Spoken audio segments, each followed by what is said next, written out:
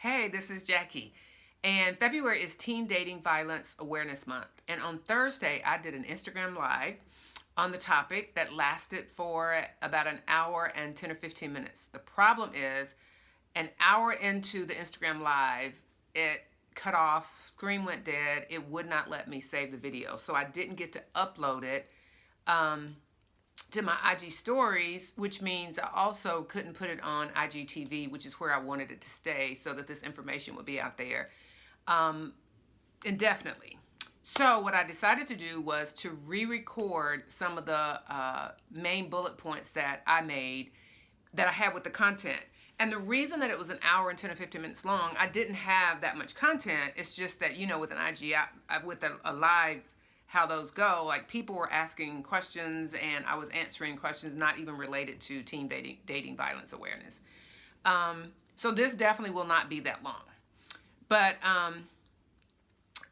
one of the things we talked about is the fact that when I do assemblies in middle and high schools and I have all girls, and some of you, that might be how you found out about me, I do this activity called Please Stand Up If. And one of the things that I talk about is please stand up if you know a teen girl who is or has been in an abusive relationship. And without fail, about 25 to 30% of the audience usually stands up, which is shocking to most people, but not to me. And I also think that that's actually a low number because I think a lot of girls don't realize that they're in abusive relationships, because we think of an abusive relationship being just physical abuse, and sometimes we think of it being sexual abuse, but where the person hits you or whatever. And abuse can happen in a number of different ways. So let's talk about some of the ways. The first one, most obvious, if you think about teen dating violence, you think about like being physically hit, where you're being hit, you're being shoved, you're being choked. And that is one form of abuse. Another one we think about often is sexual abuse, where that could be, any unwanted sexual advances up to and including, rape. But we don't always think about the verbal abuse, and that's where they call you names. They might, they put you down. Then you have the mental abuse. Mental abuse is where they make you believe that you should be glad to be with them because nobody else is going to want you. And let me give you a couple of examples. Oh, and then the last one before I get to the examples is digital abuse. And digital abuse is when they ask you for the naked pictures, you send them the pictures, and then what do? They share the pictures. They either share them on social media or they share them with their friends. So a couple of examples I want to share with you that actually kind of break my heart. The first one is a girl told me in the 8th grade that when she dated a boy between 9 and 11 for 2 years. And when she was 11 and he was 12, he tried to get her to have sex with him over Christmas break, for Christmas. And get this, he told her that if she had sex with him, she wouldn't have to buy him a Christmas present. Like, really? Is that what they're using nowadays? But anyway. And she said that when she refused, like, he pushed her up against the wall and he choked her. And he choked her so hard that he left a bruise on her neck. And that she lied to her mother and told her that the bruise was a hickey because she would rather get in trouble for having a hickey than to get him in trouble for choking her. Now, let me just let that sit in. Let me just let that sit there for you to think about it. She's 11 years old. And she would rather lie and get herself in trouble than to tell the truth and get him in trouble. The person who has, disrespected her, has physically harmed her, choked her, left a bruise on her neck. That's an issue. So that's an example of physical abuse. But then you have the mental abuse. So I had another girl tell me, and somebody on the IG Live actually had this very same example. And I'm pretty sure we weren't talking about the same person. But she told me that she was 15, I think. She told me that she broke up with her boyfriend. And he told her that if she broke up with him, that he was going to kill himself.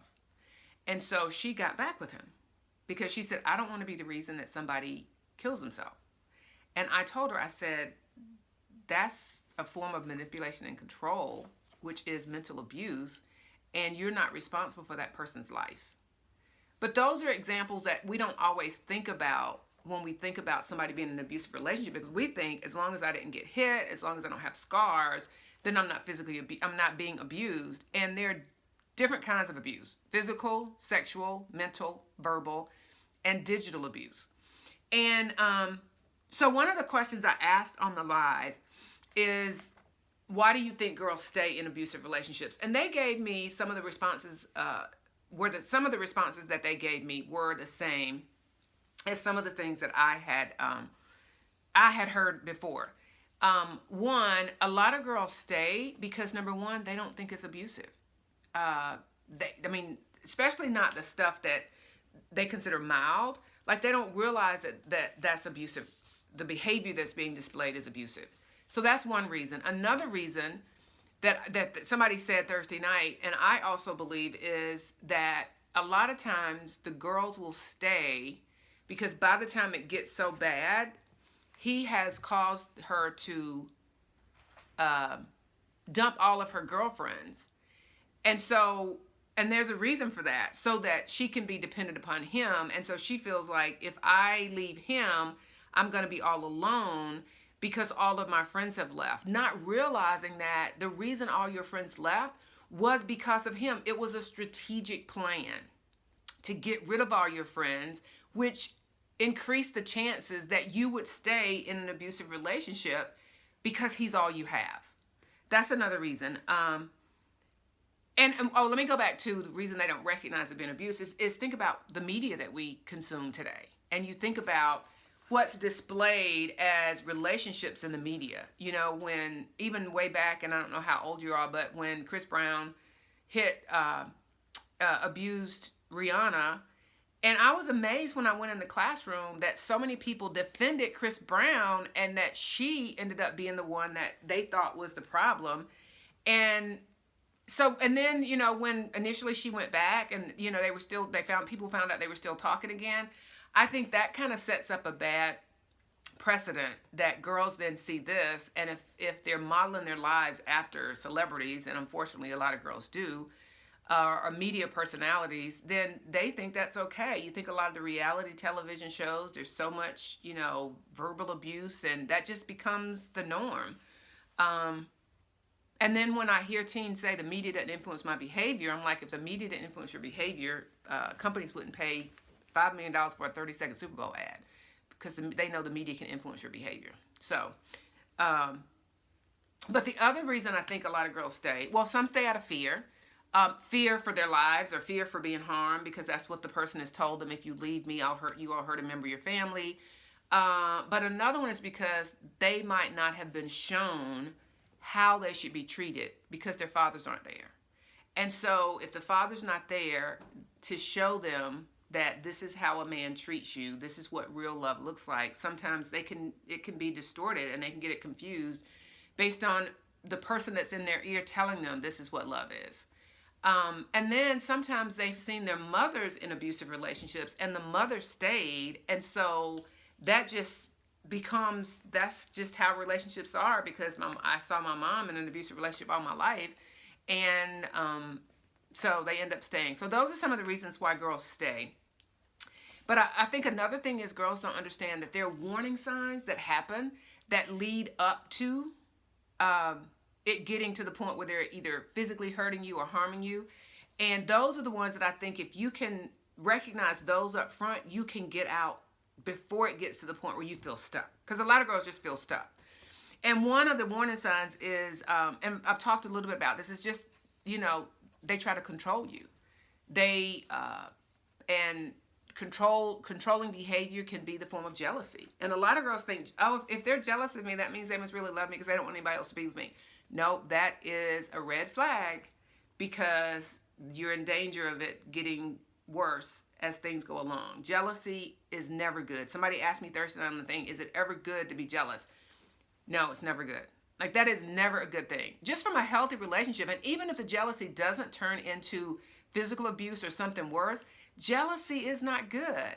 I mean, if you're a person of faith and you read in the Bible, it says what love is not jealous. I mean, because that's it's almost like they're treating you like you're their possession. When somebody is jealous of you, like, what right do they have to feel like you're theirs, and I don't want anybody else looking at you because you're mine. That's possession. Them treating you like your possession is never good. So there's a jealousy, wanting to keep you away from your friends and family. That's another red flag, or I want to.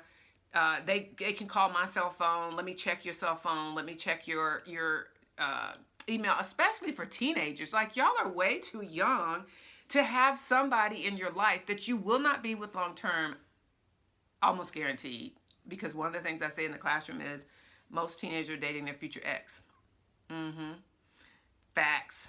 You either marry them or you break up with them, are typically your choices that you have. Another form of control is when they spend excessive amounts of money on you, and they want to buy you stuff all the time, because what that is getting you almost like they're entitled to something in return, or you feel guilty for leaving because they spent all this money on you. And I'll tell you one of the things my mom used to always say. She used to say, don't let any boy spend money on you, and especially don't let them buy you any articles of clothing, because guys believe if they put the clothes on you, they can take them off. That's funny, isn't it? But that's what my mama used to say. And then another form of control is them telling you that if you leave, that they're going to harm themselves, and that is not your responsibility, as I said about the young lady. But one of the things that I think is also sad is when I hear in the classroom girls defending guys who treat them wrong. And here's the mentality that I hear. So I was in the class once and I was asking, how do you know when you love somebody? And the girl said, because they can treat you any kind of way and you stay. And one of the boys in the class said, I hope you're not talking about cheating, because if a guy cheats on you and you stay, then that means you're stupid. When I tell you, multiple girls in the class like lit in on these guys, because more than one guy said it. Lit in on these guys about that's not true. Just because I stay with somebody who cheats on me doesn't mean that I'm stupid. And so we started talking about not just cheating, but other behavior where they just do you wrong. They dog you out. They, all this stuff. And so one young lady said, well, you want to give everybody the benefit of the doubt. And because like before they cheated on you or before they did you wrong, you remember how they were before. And so you know that they have the potential to be that way again. And so one of the reasons why you stay is because you're waiting for that person that you knew initially who was a really sweet person and really treated you well. You're waiting for them to come back. And I said, this is what I think is interesting. Why do you just assume that the person that they were initially when they were treating you well and, doing all the right things, why do you assume that that's the real person? Why can't the real person be the person that they are when they started treating you badly, when they started dogging you out? Because maybe the first person that you remember is just an illusion. Maybe they were just putting on this facade initially just to get you. And I said, here's the problem with holding out, waiting for this first person, this original personality and person to come back, is I said, there is some guy out there who will treat you well the entire relationship. But that person cannot find you because you're wasting your time with a joker that you're waiting to come back around to who he was initially. Just like Maya Angelou used to say, when people show you who they are, believe them the first time. So I just think that's unfortunate that girls are wasting their time and energy at such a young age as a teenager for somebody to come back around to who they were initially. Another girl talked about her boyfriend kept cheating on her. In this situation, it was an 8th grade girl too. How young? The boyfriend wasn't cheating on her, but he just kept, telling her, I like you. And then he would start talking to her best friend. And then he'd tell the best friend, I love you. And then he changed his mind and he came back to her. And he did this like 3 or 4 times. He just kept going back and forth. And she's crying in my arms, all devastated because, and she still wants to stay with him. She wants him to get himself together and choose. I want him to choose. Let him choose who he wants to be with. Why is he the one that gets the choice? Why can't you choose? Why can't you choose you? Why can't you choose that you're going to do what's best for you and not sit back and wait for somebody else to choose between you and somebody else? Why does he get the ability to choose? And he's treating both of you wrong, but y'all are letting him choose. Like, that's crazy. And so I said to this young lady, I said, when you let guys walk all over you and dog you out and treat you poorly, and you stay, and you're thinking, oh, he thinks I'm loyal. No, you know what he thinks? He thinks you're weak. Because trust me, if he saw any other guy doing the very thing that he's doing to you, if he saw them doing that to his little sister or his future daughter, he would probably go and try to take the guy out. So you need to demand that they treat you the same way they want somebody to treat somebody who is their flesh and blood. Make them love you that much. So I'm trying not to make this an hour long. So what do you do if you want to get out of an abusive relationship? I'm going to talk about that. And then what do you do if you know a friend who's in an abusive relationship and you want her to get out? So the first one is, if you're in an abusive relationship, first of all, recognize the signs, the red flags, before it gets to the point where you feel trapped. Recognize these red flags. Hopefully, after this IG Live, if you've been on the fence about, I don't know whether it is or not, let me tell you, if you have to question whether is this really healthy or not, then it's probably not healthy. Because you don't really have to question about a relationship, whether it's healthy or not, when it really is healthy. Because it starts with an unhealthy relationship, and then it gets to full-fledged, like, abusive relationship. So recognize the red flags and leave immediately. If you have gotten beyond the point where it's just red flags and it is physical abuse, then you need to seek help. And don't listen to them about all the threats that they tell you. If you leave, I'm going to do this, I'm going to hurt you, I'm going to hurt myself. Those are all just tactics that they're using to get you to stay. It's still a part of their control. But you're not responsible for them harming themselves. And, you know, you see all these shows with grown women who stayed and then they ended up getting killed. And you don't want it to get to the point where, you know, it's not worth the risk of you risking your whole life out of fear of not leaving. So make sure you tell somebody. You can tell a friend. You can tell a parent is the ideal person for you to tell. Tell someone at school. Tell a counselor. There are 1-800 hotlines. Domestic abuse, which, you know, that's typically adult women, I think, but you could call those lines. Get help. Love is not abuse I think is a website. There are tons. You can Google like help for abusive relationships, of escaping abusive relationships. If you have a friend who is in an abusive relationship, you need to report that as well. And a lot of times, and one of the questions I got on the IG Live is, what if you know if you report it, it's going to lead to a bunch of drama, and your fear is your friend is going to hate you because you reported it. You know what? I would rather my friend hate me and still be alive than to have to deal with the guilt that I would feel if I didn't say anything and she got killed.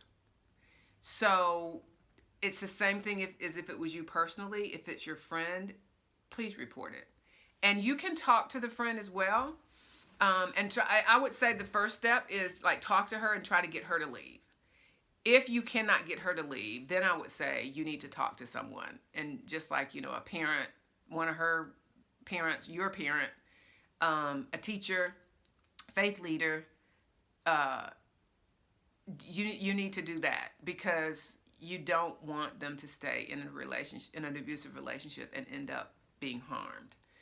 I'm trying to think what else for to help. Oh, I know the other thing that I said on Thursday night was you can't make her leave. All you can do is love her through it. Say it in a loving way and try to, as a matter of fact, let her watch this IG Live is a great step. But also be there to love her back when she comes to her senses. And hopefully she will come to her senses and she will realize the need to get out before anything really bad happens to her. So I said all of this about why girls stay in relationships, and I have to end it with, I think the core reason why girls stay in abusive relationships is because they don't love themselves enough to do what's best for them. That's what everything boils down to. That's what having sex as a teenager boils down to. Do you love yourself enough to do what is best for you? Staying in an abusive relationship, do you love yourself enough to do what's best for you? And so I would tell you, even about your friend, that you need to love her even when she doesn't love herself enough to get out. And that's what I say about girls who are in relationships. If the guy loved you, he would do what's best for you even when you wouldn't do what's best for you. Even if you want to continue having sex or start having sex, if he really loved you, he would not do it because he would love you even when you didn't love yourself. So it boils down to whether you love yourself enough to protect yourself, to respect yourself. I think another issue besides girls not loving themselves enough to protect themselves and do what's best for themselves is the fact that girls just don't have boundaries. And the boundaries would keep them from getting to the point where they end up deep into an abusive relationship. And so I'm excited to have created this Dating Boundaries 101 virtual guide and journal. And it consists of 7 videos, a journal. I think it's like a 20-30 page journal. And at the end of watching the videos and completing the activities in the journal, there are activities for each one of the 7 videos, you end up developing a dating boundaries game plan. Because when girls tell me I didn't go there planning to have sex, things just got out of hand, we got caught up in the heat of the moment and it just happened, my response is always the same. It's not enough not to plan to have sex. You must have a plan on how not to have sex. And so this Dating Boundaries 101 helps you develop that plan. And one of the videos within the virtual guide talks specifically about what do you do when someone is not respecting your boundaries. And that becomes the red flag for the dating violence that we talked about in this video. So the 7 videos are, the first one is why do you need boundaries? The second one is how do you set your boundaries? Then I start talking about what those boundaries are that you need to set. The third video is talks about the first boundary you need to set, which is people boundaries. Who are you going to date? But not just who you date, it's who your friends are. The fourth video is about places boundaries. Where should you go? What places should you avoid? The 5th one is physical boundaries. How far is too far? How do you stop things before, because this is what girls say. This is the biggest mistake that I see teenagers making is they believe that they will be able to stop things after they get started and before they go too far. So we talk about physical boundaries. The next video talks about media boundaries. How do you guard your ear gates and your eye gates? Because that's going to definitely impact how far things go. And then the last one is, what do you do if you have set your boundaries, but the person that you're dating or the person you're on a date with is not respecting your boundaries? And the whole goal of this whole thing is for you to come up with a game plan. And so if at the end of it, can you see this? Okay, I'll have to turn it sideways for the light. So this is your game plan, my dating boundaries game plan. And there are places for you to enter into the 5 different areas about what we talked about. And you take this game plan, you put it on your binder, put it in your binder, you put it in your locker, put it on, you can laminate it. And you always have this with you that it guides your decisions. And it's places boundaries, media boundaries, people boundaries, physical boundaries, and then respecting your boundaries. The information on how to get your parents to purchase this Dating Boundaries 101 game plan, the information is in my bio or my profile. And I'm excited about you getting your hands on this because I think it will prevent a whole lot of poor choices and prevent you from getting in a situation where you have to deal with teen dating violence. So, and I can't wait to hear back about what you think about it after you get it. But make sure you follow me on other social media platforms. I have tons of videos out there on YouTube. Those will help. So go watch some of the YouTube videos. I think that's it. Until next time.